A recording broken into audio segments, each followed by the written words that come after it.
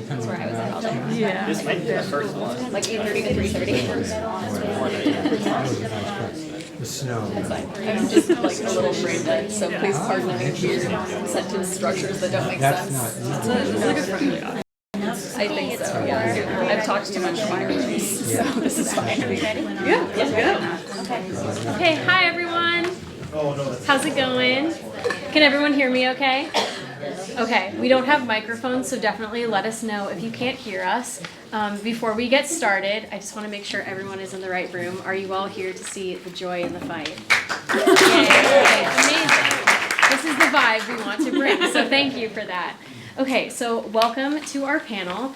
As I mentioned, it's called The Joy in the Fight, Building Grassroots Power Through Community and Courage. It should come as no surprise to anyone here that we are in a moment that demands both courage and creativity if we are going to get through this together. And so this panel is going to explore how we can use joyful resistance and community building as a really strategic way of building momentum and keeping groups together and being able to sustain the momentum that we're building. And so this is really guided by lessons in joy and courage and real-world accountability campaigns. So what we want to talk about today is that joy is not only fun, like yes, of course, we all want to have fun in the work that we're doing, but it's also a really necessary thing to include in our work. This moment is pulling people's attention in a lot of different directions, and everyone's emotions are going up and down, and sometimes that can be really challenging. And so what we want to talk today is about how we can harness joy and use that to keep people together, keep people showing up, and it also empowering people to step deeper into action.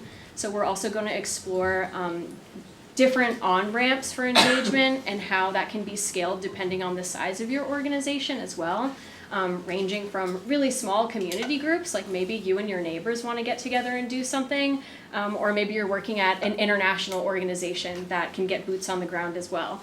And so we're going to explore all of that today. Next slide, please. Oh wait, I have the button. You got it. Amazing, look at that. Okay, so we can introduce ourselves. So my name is Victoria Wingel. I'm the Grassroots Campaign Coordinator with Oregon Wild. And we'll all share something that brings us joy in this work. So one thing that brings me joy in organizing is really the community building aspect. I love seeing the power of people in action. I'm Sammy Godlove. I'm also with Oregon Wild. I'm the Central Oregon Field Coordinator. Something that brings me joy, I think, is getting outside with a lot of our community and our activists in the beautiful places that we work to protect. Would you like to go Yeah, next? Alice Weston, she, her. I am an organizer with the Oregon chapter of the Sierra Club based in Bend. And something that brings me joy in this work is working with youth. I think that's always like pretty inspiring, gets me excited. And I'm Gabrielle Brithell, and I'm a forest advocate with Natural Resources Defense Council. And something that brings me joy in this work is just being able to see that there are other people who also care about the things I care about. Having that camaraderie really helps get me through it. So, yeah, nice to meet everybody. Okay, so here's a snapshot of what we're going to cover today. So we just introduced ourselves, and next we're going to share more about the history of using joy intentionally in movements. We are far from the first ones to do it, and we want to acknowledge the leaders who have really paved the way for this. Then we're going to talk a little bit about how you can find your own joy and find your place in the movement. And then we're each going to share some examples to highlight how different this can look like. So we'll share tips for how organizations can be very intentional about bringing joy into your campaigns and your movements. And then we'll wrap it up with some questions and answers. Okay? Yeah, so it's this one. Yes. So I'm going to talk a little bit about the history of joy in the movement. As long as there have been people resisting oppression, joy has been used as a tool for building support, sustaining efforts, and just plain surviving. Joy is a tool for imagining a new future, inspiring change, and is essential to movement building work. The history of joy's resistance is a huge topic. So we're going to kind of give a few examples, but we had a hard time narrowing down because there are so many great examples. So I'm going to share a few with you guys, but we also created little zines, and there's a resource that has a few books and other pieces, podcasts, I recently added some biodegradable glitter because that's also part of joy. There's lots of different elements in there. So please feel free to grab one. We tried to put some of the history research in there. And this is a real quote I found too, as well. And I know it sounds kind of, you're like, really, you don't know that side of Sojourner Truth, but this quote is, "Life is a hard battle anyway. If we laugh and sing a little as we fight the good fight, it all goes easier." Sorry. And this quote, I think some people have seen probably around, but this is around about during the AIDS epidemic. This quote is, "During the darkest days of the AIDS crisis, we buried our friends in the morning, we protested in the afternoon, and we danced at night, all night. And it was the dance that kept us in the fight, because it was the dance we were fighting for." I think this is a pretty incredible quote because it's also talking about the heaviness of the work, but then also the joy and the celebrating and the community gathering aspect. So I kind of want you guys to think about, like, what is it that you're fighting for? What is it that you love, and that's why you're fighting, and remembering that aspect of it. Sorry, I keep putting on my computer. This one is an example from a summer camp. I don't know if anyone's seen the movie Crip Camp. You can watch it on Netflix. So it's a pretty beautiful example as well. It's a summer camp that was established in the 50s in the Catskill Mountains, not far from where I went to school. And it was a camp designed for disabled children, teens, and adults. And like this amazing quote says, it was a place for rest as well, in which we kind of talk about a little bit, is like creating spaces for community gathering, and rest is also a big part of finding joy, and then giving people time and space to then envision a better future, and have the space to feel like they can envision a better future and fight for it. So this quote, Camp Janine provided a perfect example of some of the most effective and dangerous ways of resisting systems of oppression: joy and dreaming. Yes, I said dangerous. If joy wasn't so dangerous, the people in charge wouldn't be spending so much time and effort to deny your ability to access it. And dreaming allows us to envision a better world than the one that we are currently being offered. So I think that's a big piece of it too, is that the joy allows you to really fight back and to envision collectively a better future. All right, so if you want to dig deeper, we've got some examples of books that explore joy as activism, play, pleasure, things that can really help you, just dig a little deeper. I threw Psalm for the Wild Built in there because an eco-robot is just something that brings me joy. So feel free to take a picture of this. Like Alice said, we've got lots of information and other resources and things to just sort of buoy you through this in the little zine. So if you haven't gotten one yet, feel free to grab one on your way out for sure.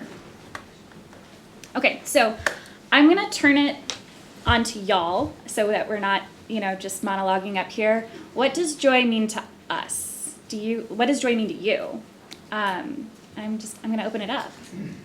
What brings you joy? What does joy mean? How do you see joy in your work? Go ahead. Ways of envisioning a new way of being and making small spaces that mirror the world we want to build and practice it. I love that, practicing the world you want to see. Go ahead. Being fully human. Humanity, joy in humanity. Yep. Yeah, for me, joy is really rooted in community. I find that when joy is shared, it's so much more powerful. I love that. Go ahead. Not being on a Zoom call.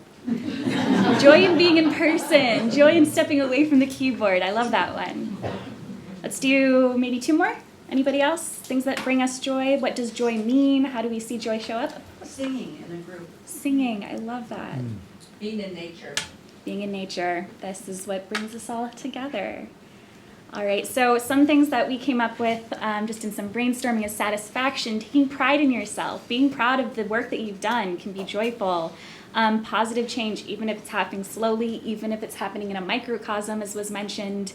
Appreciation, appreciate what you do have, some gratitude, the little things that bring you delight, those are just as important as the big wins.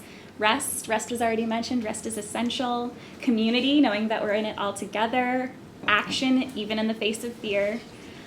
Self-care, when things get too heavy, take a break. take care of yourself. There's joy to be had in, again, your humanity, in taking a moment for yourself.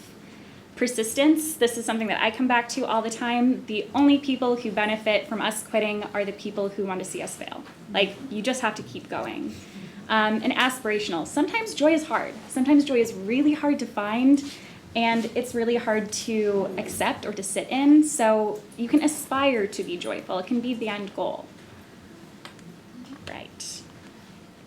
So this is a quote that I really like. The sharing of joy, whether physical, emotional, psychic, or intellectual, forms a bridge between the sharers, which can be the basis of understanding much of what is not shared between them and lessens the threat of their difference. So in a really fraught time for this country and our world, it's nice to think about the things that bring us joy and the bridges we can build across our issues. So we have a climate Venn diagram in these things. Actually, here, I'll give an example. When you open it up, they are on the back of them. Are people familiar with the climate Venn diagram? I feel like a lot of people have seen it. It's Ayanna Elizabeth Johnson, who wrote All That We Can Save. She is a marine biologist. What else? She has lots of different. Yeah. If anyone wants them, you can raise your hand. And we often use this tool as a way for people just to explore. The questions are, what brings you joy? What are you good at, and what needs doing? And your climate action in the middle. And just invite you guys to think about this, explore it. I feel like it changes for me. It changes for lots of people. And it can be really simple. I think often you're like, you start to jump ahead like you do on lots of like quizzes and tests. You think, oh, well, like I need to think of something that brings me joy that will obviously be a climate action, and it's not always the case. Often when we do this exercise, people find things that there was one time recently a volunteer loves doing board games, and was like, I don't think that that's a climate action. But then there was like a really great conversation with the group around how gamification can be a great way to teach people and learn something new. So I think keeping this as an open tool that you can use in conversation, but can also use to challenge yourself. It's a pretty fun tool. So hopefully this is something that will kind of inspire you guys. And we'll have the link as well, so if you want to share it with other groups. Yeah.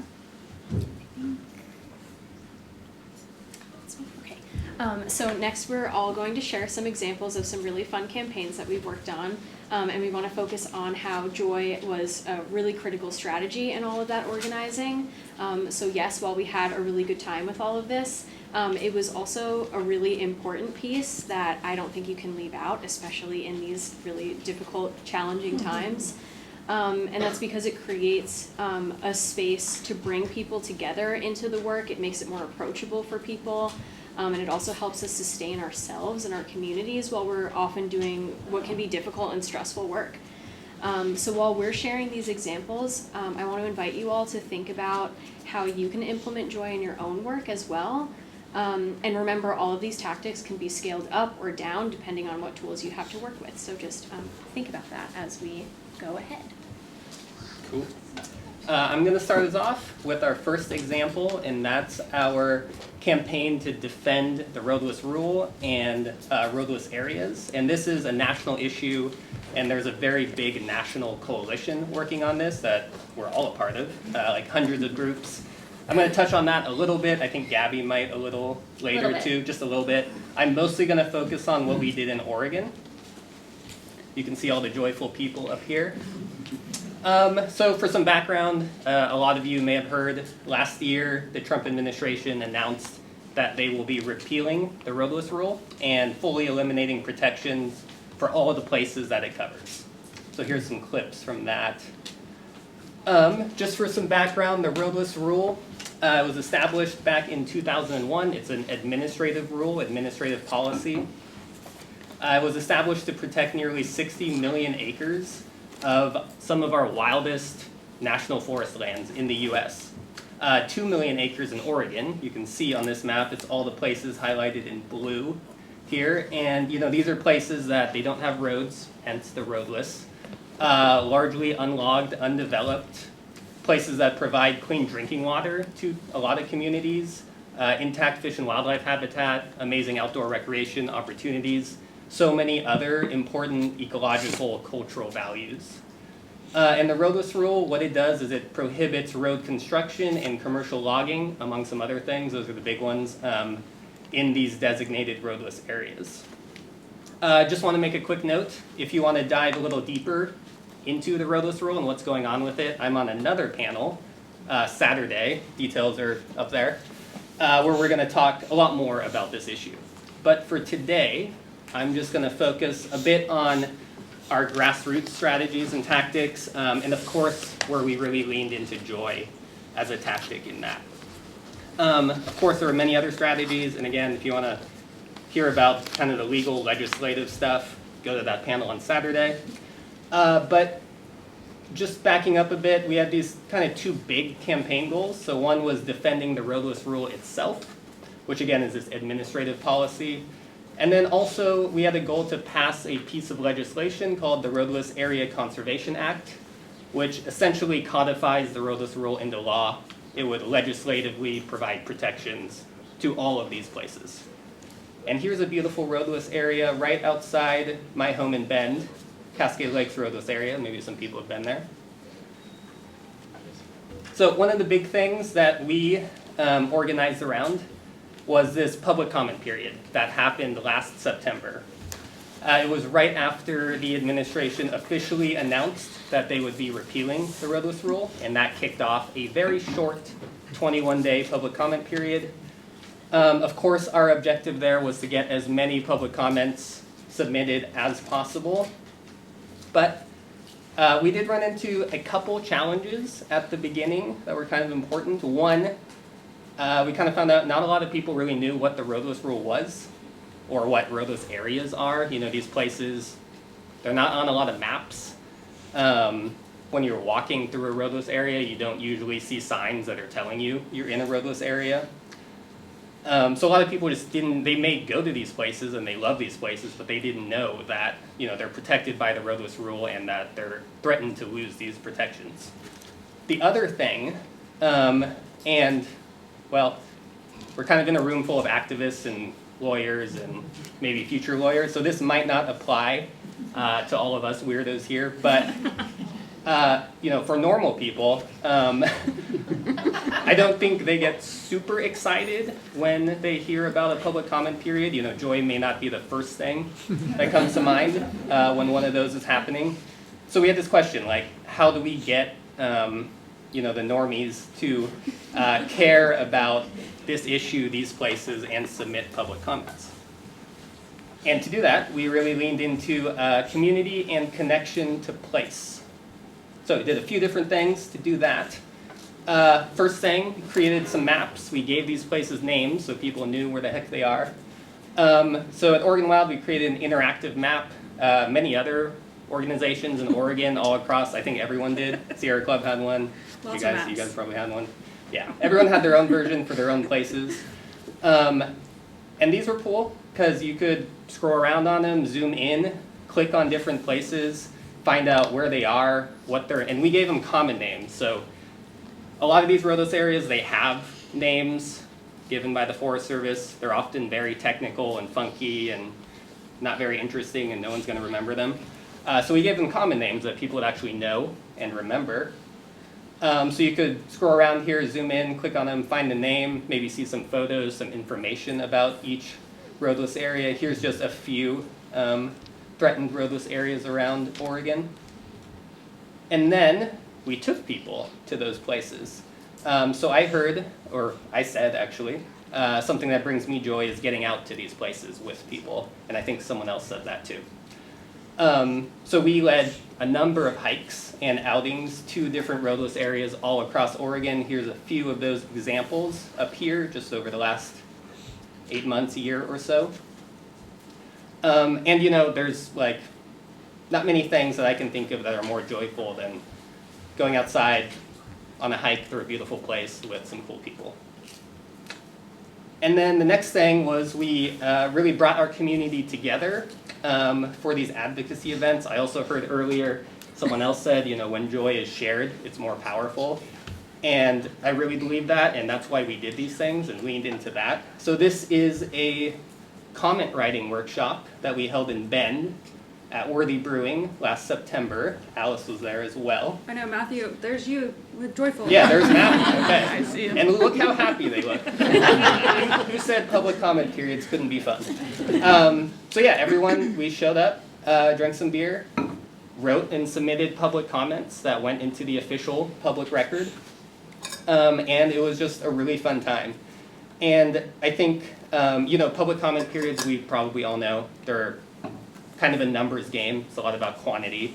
You want to get as many as possible. And to do that, we often rely on online activism, which is super important. Those email blasts, social media, those online petitions that we all sign. Those are very critical in getting those numbers and very useful tool, and we'll, of course, continue to use them. But I think there's also a really important place for gathering in community like this, because again, when that joy is shared, it's even more powerful. I know for myself, sometimes when I'm signing some petitions or clicking links on social media, sometimes, I always do it, of course, but the scope of the issue can feel a little bit enormous, and sometimes think to myself, what can my one little individual comment, can that really make a difference?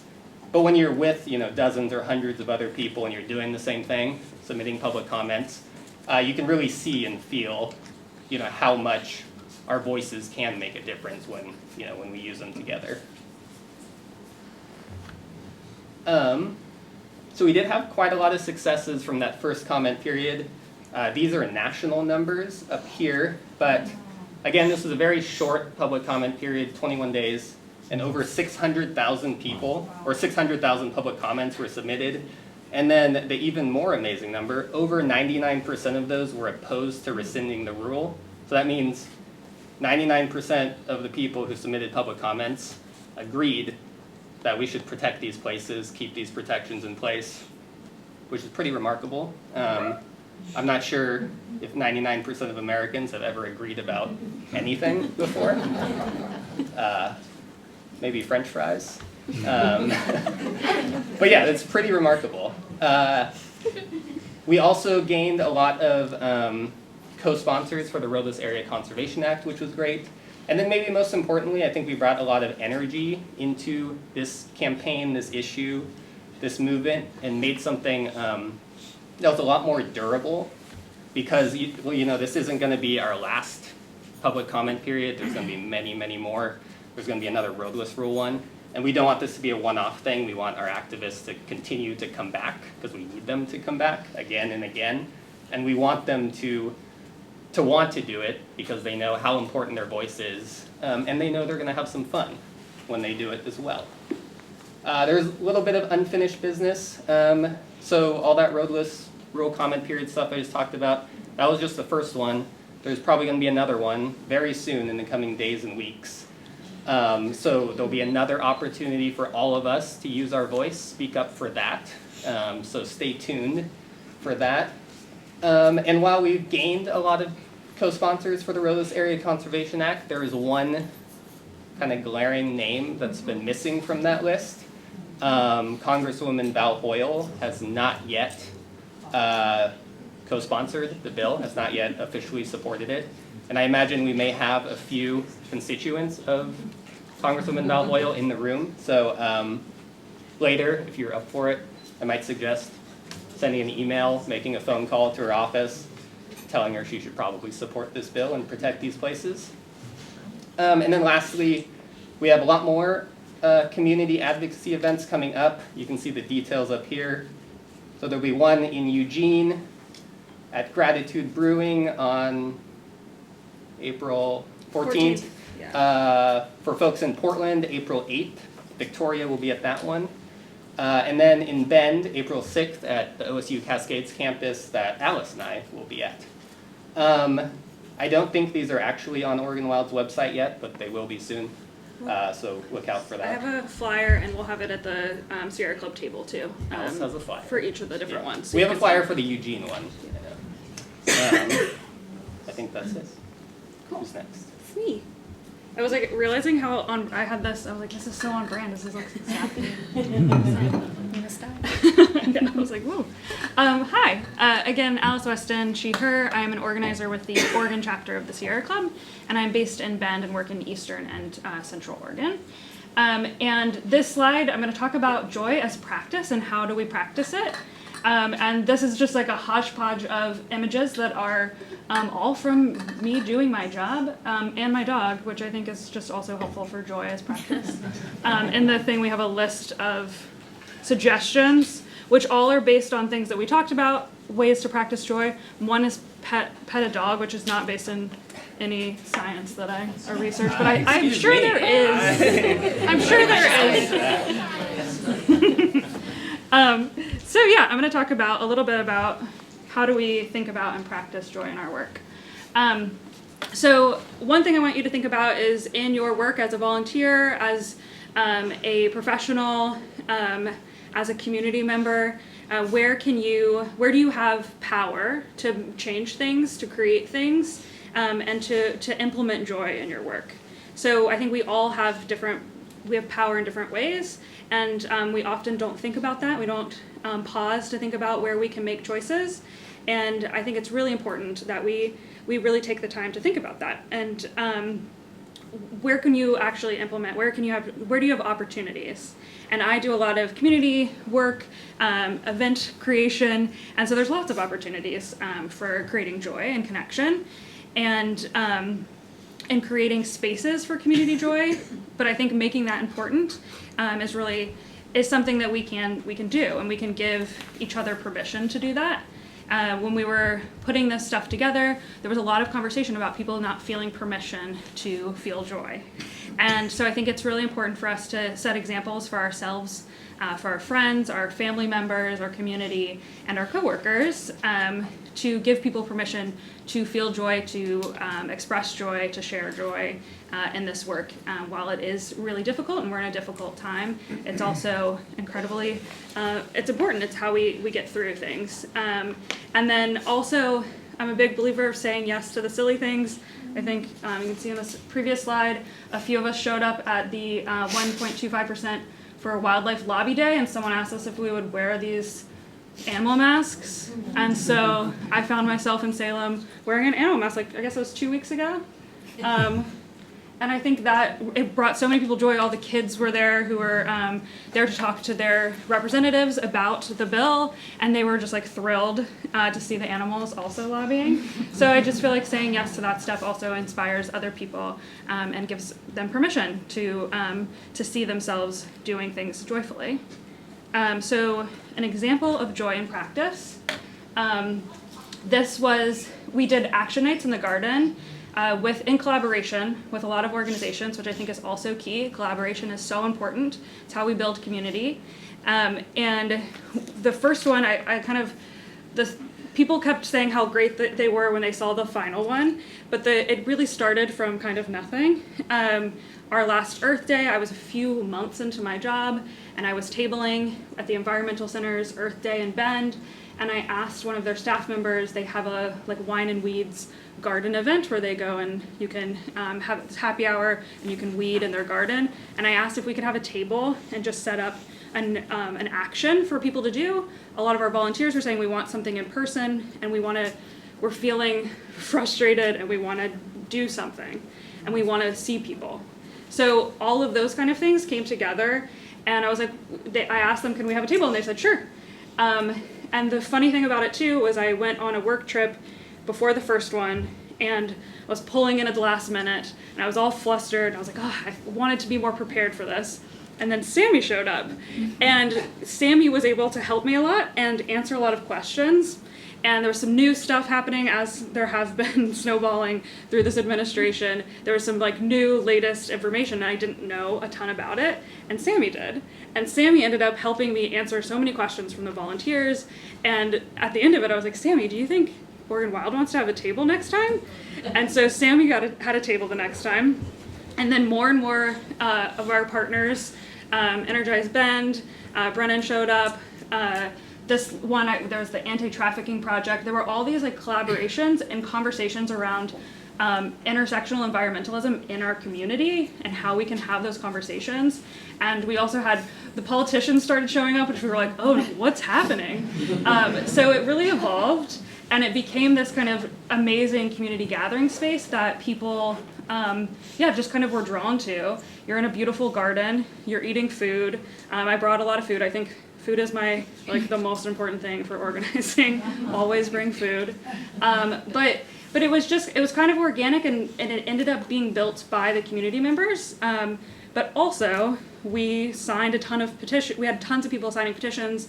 We had tons of people writing to their representatives about national, state, local issues. And we had so much education happening between community members and all these organizations. And so I think that whole story is to say that it was something that started off really small, and then people just were excited about it, and people helped build that together. So I think that's something that anyone can do in their community. And a lot of it was also in collaboration. It ended up being so many of us that we ran out of tables the last time we did it. So I think collaborating with folks is just the key part, but also just being open to trying new things like that.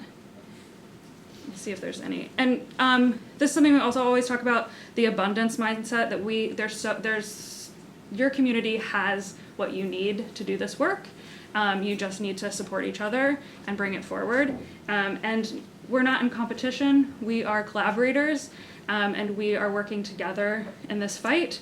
So I think that's always something to think about, is how can we do stuff together and not be competing in this work. And then joy as strategy. I love all these pictures. And we talked about joy being strategic, and I really do think this is something that's super important, because it is. So in movement building, our goal is to invite new people in and to support existing community. So what better way to do that than to implement strategies for joy? So, and I mean this very literally, think about your organization's strategic plan. Is joy involved? Is there any bits of joy? Where can you add joy to your strategic plan? Your campaign goals. I know we're all working on goals. We were talking about earlier, are people excited about public comment? Maybe not, but we can figure out ways to bring joy into all of our campaigns, I think. And also in our personal and professional goals as well. We are humans first before we are activists. So how can you make sure to remember to rest, self-care, but also think about ways that you can really push joy forward in your work. And an example of strategic joy, we did Climate Action Week in Bend in October. It was nothing scarier than climate change. This was youth-led. This was the first time I worked with the Deschutes Youth Climate Coalition folks. It was amazing, and they had lots of ideas about how do we make this fun for people, and it was around a campaign that Brennan works on, the Climate Impact Fee in Bend. If anyone is not familiar, I think we have lots of ways you can learn about it this week, but it's not an easy thing for people to learn about. So how do you educate people about this local policy, and how do you get people excited about it? And the youth group had an idea about dressing up in costumes and going and telling people about this climate impact fee. I had some tools through the Sierra Club where we could do basically door-to-door campaigning.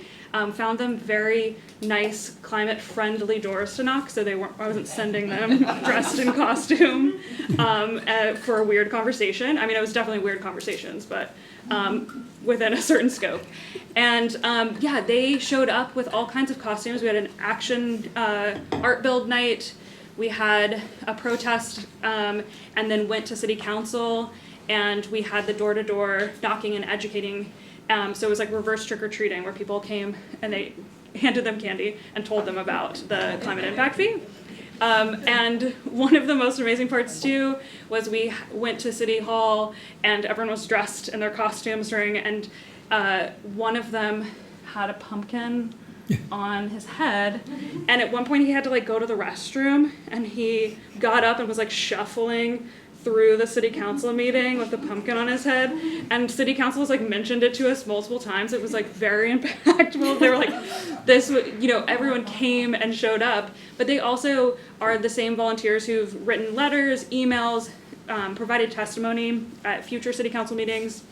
No, I don't think there wasn't any testimony in the costumes, but they have built kind of their comfortability with the topic and their excitement about sharing it through, there was so much built confidence in showing up to city council in costumes, but it also just like stuck with all of the other folks who were involved when they saw youth showing up and being excited and being interested.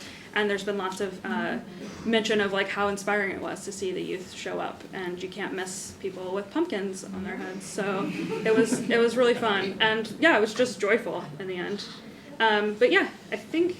What's an LTE? That is a letter to the editor. Okay. I'm so sorry I did that. I should not have done that. But yes, we had lots of letters to the editor. That's been super successful in that campaign. Brendan's done a fantastic job. But there was lots of support in the professional sense. But there was also a lot of just like joy creation and creativity that went into that work. Okay, hi again, everyone. I am Victoria Wingel, she, her, and I'm with Oregon Wild, and I'm going to share a little bit about the Rabble Rouser conference that we had last summer. This ended up being a ton of fun, both for us on the organizing crew, and we also enjoyed being there, and I think everyone had a good time being there, so I am really excited to tell you more about it. So it was an event where we got to pretend to be rock stars for a day, and we were at the Crystal Ballroom in Portland with Patagonia. Is anyone here a fan? Yes, she'll be back. And this really was like such a team effort. We had people coming in, both just stepping into roles that they didn't really plan for, both on our team and then also from other organizations as well. So this was just a huge group effort, and we had a lot of fun working together to pull it together. We also planned this in like 2 months, so it was kind of like a crazy time, and we all had a blast doing it. So I'll talk a little bit about what that event looks like by the numbers. So this was our very first Rabble Rouser conference. It was a one-day training in joyful resistance.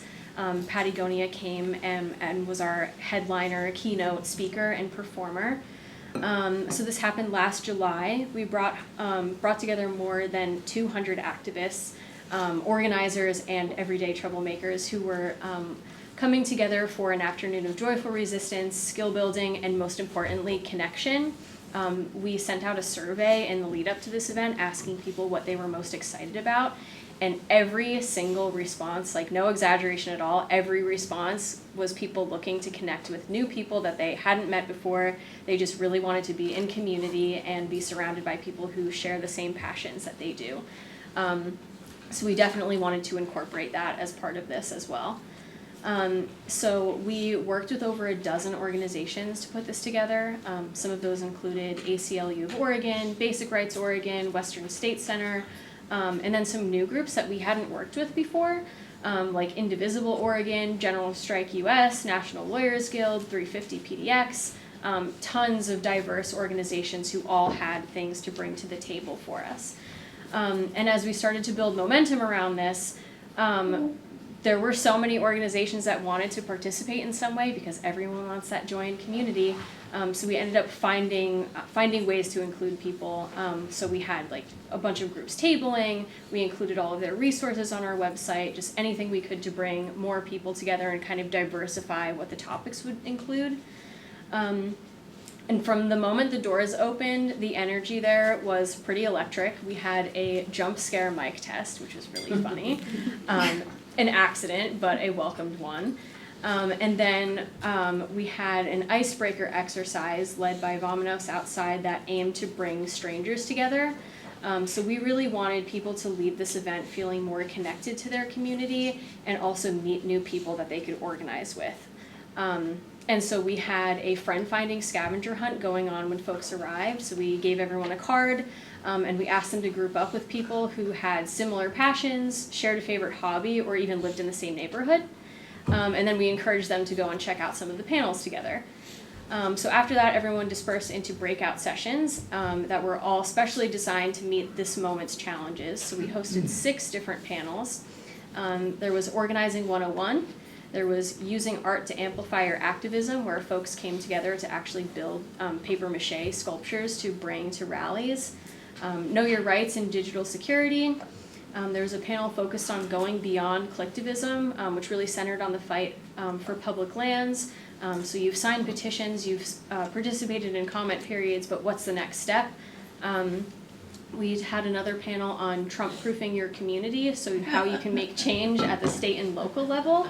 If the federal landscape is making you nauseous too, there are other ways that you can get involved. And then we also had a discussion on mutual aid for resilient communities. Again, like how do we strengthen the bonds that we have with our neighbors? How many of us in this room know our neighbors? Do we know what we need? Do we know what they need? And how can we grow that community together? And then the night concluded with a keynote presentation from the one and only Patagonia. And she really taught us that joy is the lifeblood of any successful movement. We danced, we laughed, we jumped on the bouncy floor. I don't know if any of you have been to the Crystal Ballroom, but that is an experience. There was confetti everywhere. It was pretty awesome. Okay, so the plan for this event came from a challenge that we had at Oregon Wild to think bigger. We knew that this moment called for a really huge response. So this slide is about our what. And these are just some of the goals that we set out to accomplish with this conference.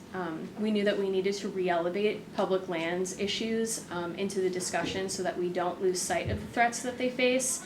As you know, the zone is being totally flooded, and I mentioned earlier that a lot of folks' attentions are being pulled in a million different directions, and it all deserves space, and we just really wanted to make sure that we are not losing this critical piece as well.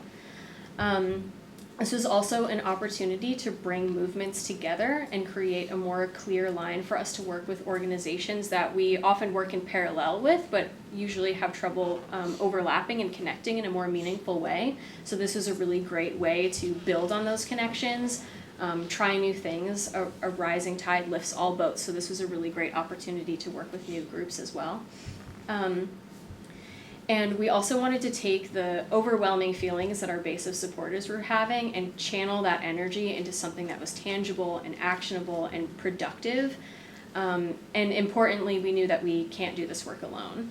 Grassroots organizing really is the backbone of everything that we do, and so we wanted to empower the next generation of organizers who maybe didn't know where their role was in this movement. We wanted to help them step into that, so that they can participate in their communities in a much more proactive way, too. So that was the pre-event organizing, where it kind of started. Yeah, exactly. We were like, this moment is huge, and we need to do something huge to meet it. And then this is kind of the why, so that was a really great segue into that. So our inbox at Oregon Wild started getting absolutely flooded with requests from volunteers looking for opportunities. And previously, we didn't really have an ongoing volunteer program set up. Of course, we always want folks participating in comment periods and writing letters to the editor and things like that, but we didn't really have a home where just anyone could plug in at any time. And it was very clear that our base had a lot of energy and motivation and didn't know where to start. And at the time, we didn't know what to do with that either. And so this was an opportunity for us and for other organizations in this space to really emerge as leaders and provide that guidance and direction to a base of activists who are ready and willing to do what they needed to do. They just maybe want to see what their options are and have some support in taking that on themselves. And importantly, we also really need our activist base to be engaged with our issues too. And so this was a way to accomplish that goal as well.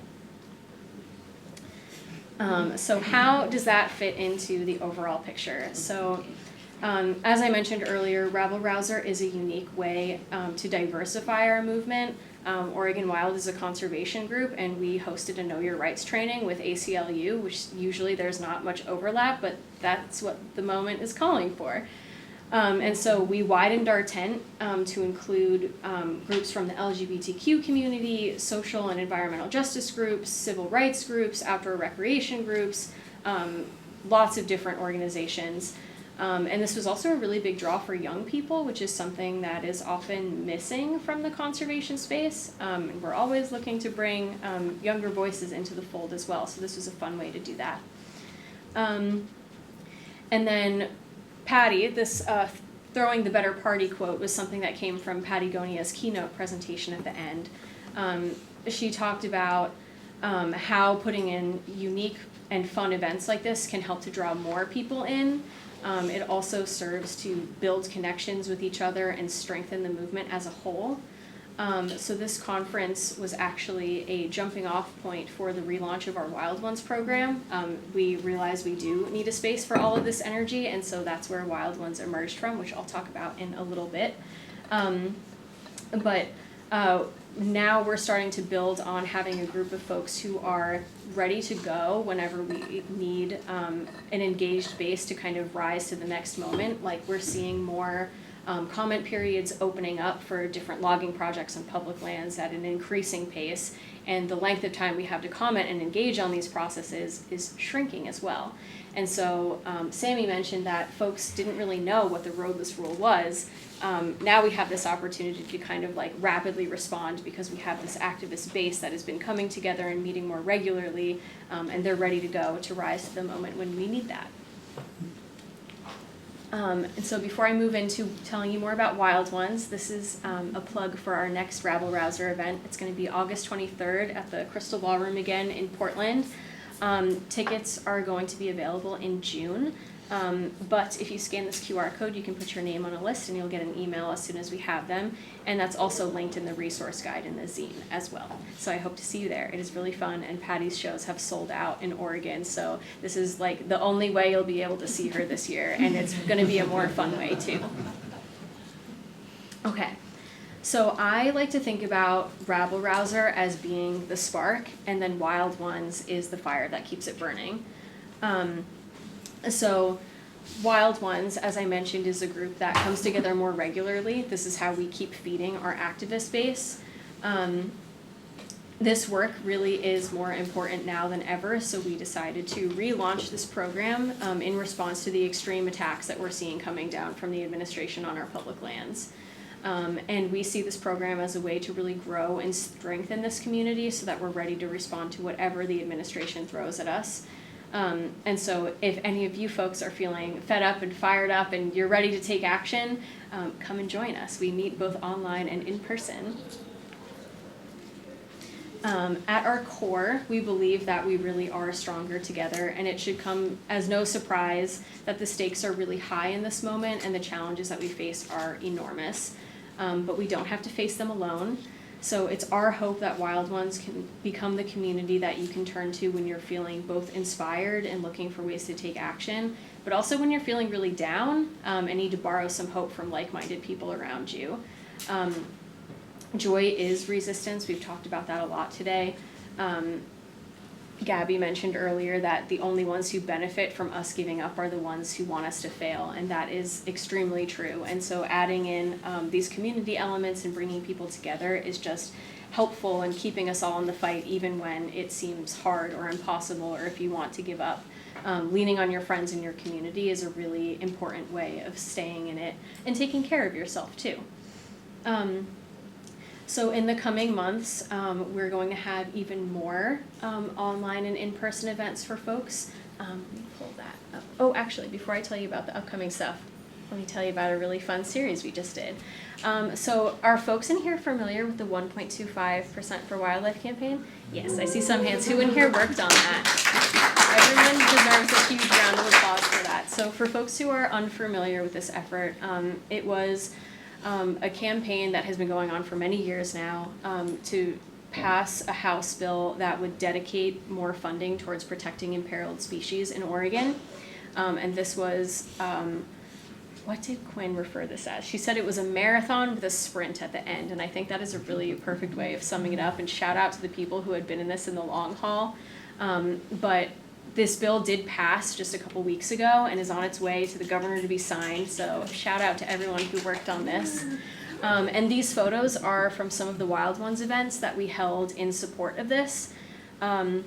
We had not a ton of time to organize people around this issue, And so we wanted to be as creative as possible, and we ran like a trial run within Wild Ones of focusing on a series of events. So rather than just a one-off training where you come and write a letter to the editor or something like that, we had multiple sessions that were all in service of this campaign. So folks could feel like they were really a part of a growing movement, and then it paid off in the end too. And so some of these photos, we got really creative with the tactics, y'all. We started this back in December, and we were making some holiday cards to send to legislators. We also stitched together some felt wildlife ornaments to mail out. There's some photos from the day of action as well, which included a lobby day. So we had a couple of lead-up events to that so we could train people how to talk to their legislators in person if you've never done that before. We really wanted to make sure that people felt like they were empowered to do so and that they knew how to do that as well. There's photos from the funky animal masks that you all brought as well. And then we even had a flash tattoo day. So basically what I'm getting at here is there are so many different ways to bring people together, and campaigns like this is really where your creativity can shine. And offering multiple on-ramps for engagement is really important. So you can involve people who are maybe brand new to the issue and just want to come together for a fun night of arts and crafts and eat pizza and talk to people, or you can gather up the people who really have some skin in the game and want to tattoo it on their bodies forever. So there's ways for everyone to get involved in this work. Okay, and then here's what's coming up next for Wild Ones if folks are looking to get involved. The next one is on March 23rd. That's going to be a virtual event where we're going to cover content creation for conservation. Social media has just become an even more important tool for us to use for digital organizing and getting that quantity of comments and petition signatures and things like that. And so we're going to walk through how we can actually train the algorithm to work to our advantage, and how you can get your message out there. So if you had a microphone that could reach 1 million people, what would you say? This training will help you narrow that down. And then we're going to have an in-person training on March 26th in Portland. We have a very exciting summer of events coming up where we want people going out, speaking with our neighbors face-to-face and telling them about this work and bringing more people into the fold. So shout out to Macy's going to be leading that in Portland. On April 2nd, we have a virtual event. This is going to be an Intro to Public Lands Defense workshop. So we're going to talk about which agencies are taking care of different pieces of land and what their processes look like, and how we can plug in. Comment writing opportunities can be really wonky and weird and bureaucratic, and that's not everyone's thing. So we're going to try and make this everyone's thing. So come to that if you're feeling new in this space. And then Sammy mentioned the Roadless Town Hall events that are going to be coming up in person as well. So that's going to be the first couple weeks of April. There's a link on here to sign up for our mailing list, so you'll get invites to all of these events. We meet roughly every month. We try to have an in-person and online event, so I hope to see you at those as well. Is that the intro to public lands defense? Is that just for folks in Oregon, or could some of us who've come from Oregon, from Anywhere. Oregon, Oh, yeah. sit in on that? Absolutely. Yeah, Yeah, we'd love to have you there. Yeah, great question. Did everybody get this link? I think it's in It's the in the resource zine, too. Perfect. Okay. So, introducing myself one more time, my name is Gabrielle Berthel, and I'm a forest advocate with the Natural Resources Defense Council. And a lot of my work focuses on partnerships and outreach to, allies and other groups. And the reason I sort of mention that is NRDC is not a grassroots organization, and I am not really a grassroots organizer. So I'm a little bit of an odd puzzle piece to this conversation, but I will do my best to tie it all together, so stay with me. So I'm just going to ground my section in a little bit of a personal story. So when I was younger, I saw rallies and protests and these public demonstrations as something that was a really important piece of the puzzle, a really important component of the ecosystem, but maybe not my niche. Like, I was much more comfortable behind a keyboard. I would much rather, work behind the scenes, do a literature review, help with a legal filing, but putting myself out there in a like raw sort of public space was just like, it just wasn't something that I was super comfortable with. And that is part of what drew me to NRDC. Again, we're just not like super known for our on the ground presence. We're much more in the policy space, we're in the litigation space. And so these photos are from one of the very first rallies I ever did. I was, I don't know, a year or two out of undergrad. I'd only been working at NRDC for months, probably. This is 2018. And this is in Trump's first term. And EPA had just announced the repeal and replace of the Clean Power Plan. And the EPA only held one public hearing in the entire nation, and it was in Chicago. And I'm based in Chicago, so I didn't really have an excuse not to attend. And I was really waffling about it. I was like, maybe I can just submit written comments that I can pass it off to a colleague and they can turn it in for me. But one of my comms colleagues really pushed me and was like, Gabby, just like, come on, like come downtown, like let's just do it. And after giving my testimony to the EPA in person in a room packed with colleagues, partners, concerned citizens, and then going outside and experiencing a rally and seeing everybody with signs, and it was, you know, all our coalition partners, and, you know, Sierra Club was there, and it was such an energizing moment. It really, like, it was like going for a run. I didn't want to do it. I was dreading it. I did it, and I felt really good afterwards. So, like, I think that that's the kind of, like, if all of this has sounded really cool, but maybe not in your comfort zone, I would challenge you to show up. Like, there is joy to be found in showing up, pushing yourself to grow a little bit outside your comfort zone. And, I mean, even when we were planning this session, we repeatedly came back to, like, how challenging it can be to find joy in this moment. It's bleak out there, but sharing that burden with other people, other like-minded people, even if it's not like perfectly in your wheelhouse, can really, I think, buoy you through these harder times. So I found joy in showing up, and I hope that all of you can as well.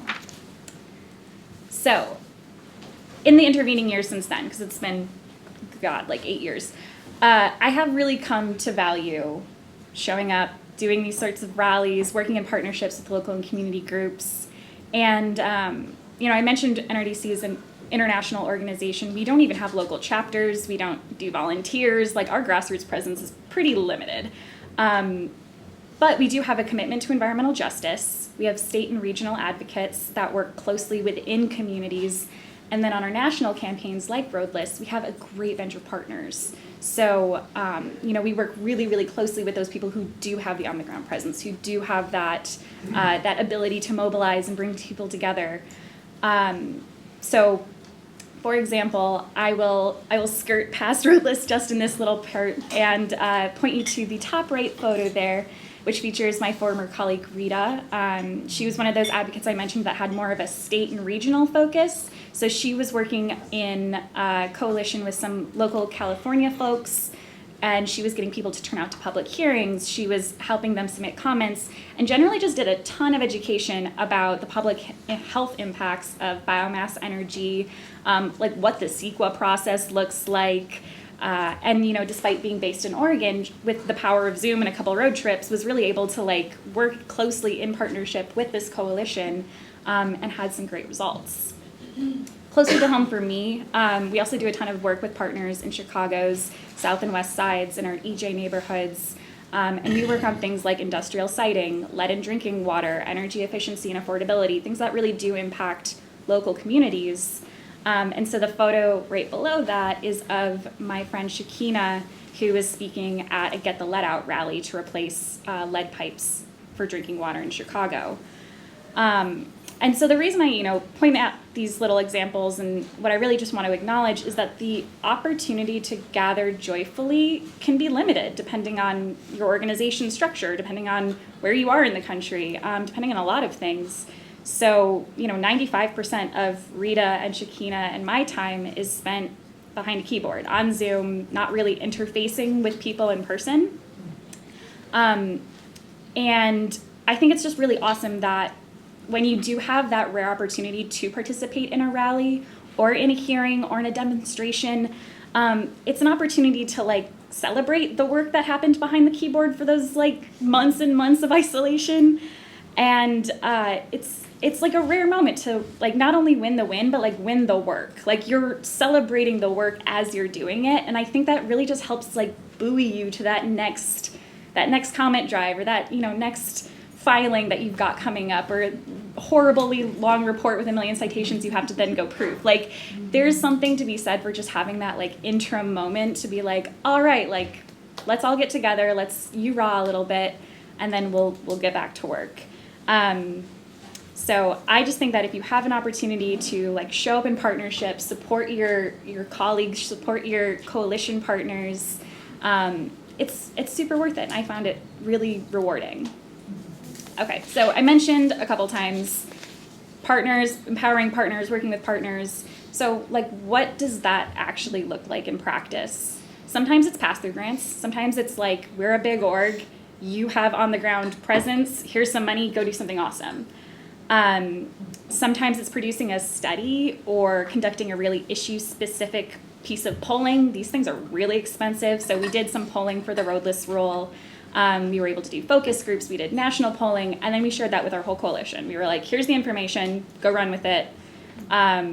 We can organize site visits sometimes. So like if we do have a partner that's doing really great work out in a national forest or a tribal partner that wants to show off, you know, their landscape restoration and what they've been doing, we can go out there and, you know, spend a week or a weekend or however long we've got and just see what they're doing, like show that physical show of support where, you know, again, maybe we aren't funding their programs. So if we learn about it, we can then connect them to other people. Like it's always just building that network, seeing where you can plug in.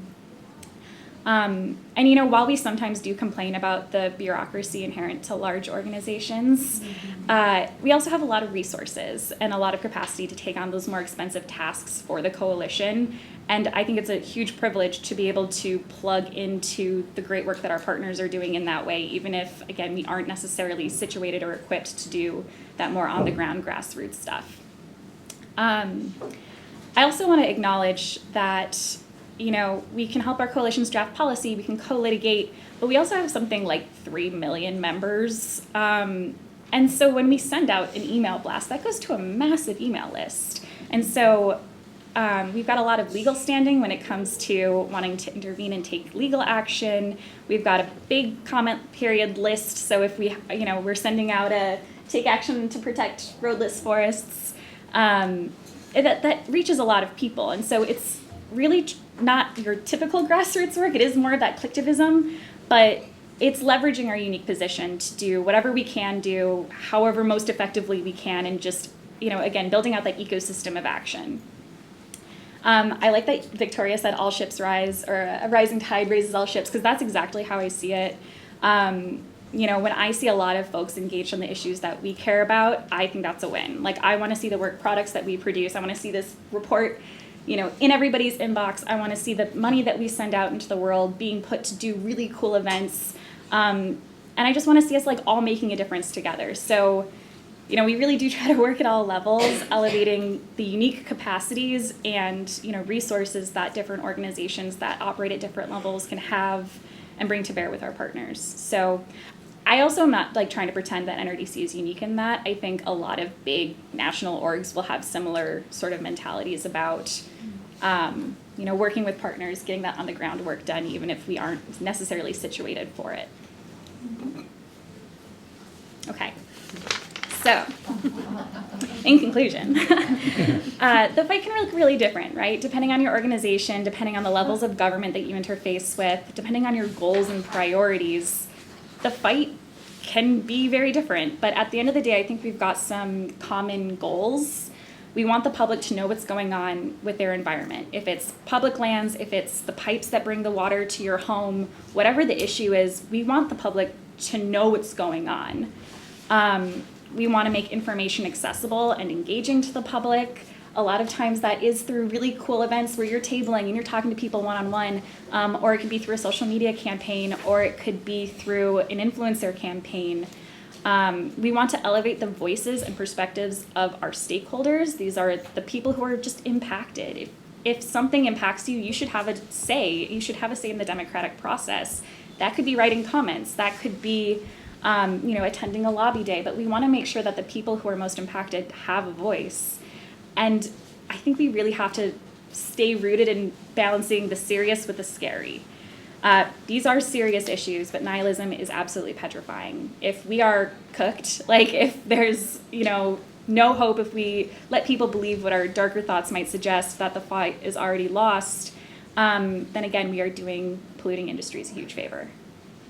So persevering and preserving that thread of joy, gathering together to share energy in the movement, digging up old SNL GIFs because they're really funny and they have dancing trees, and acknowledging out loud like how far we've come and that we are determined to keep going, I think can really inspire action, inspire change, while also, maintaining the seriousness of these issues. It's okay to be funny and uplifting and glib, but also like undermining or underpinning that this is a serious issue and these are absolutely vital to do the work on. And so that's it for me. This is just to highlight the resources list that we shared, because there's so many different pieces. There's podcasts, there's books, there's articles, and there's links to a lot of the events. There's also this playlist that we have that I was going to edit because it has some explicit songs in, but then I realized there's also like a lot of joy and cussing, so just like don't play like a toddler's birthday party maybe. But so there's all these kind of different tools. Those are posted on the website too? They're all in this. In there. Okay. We're really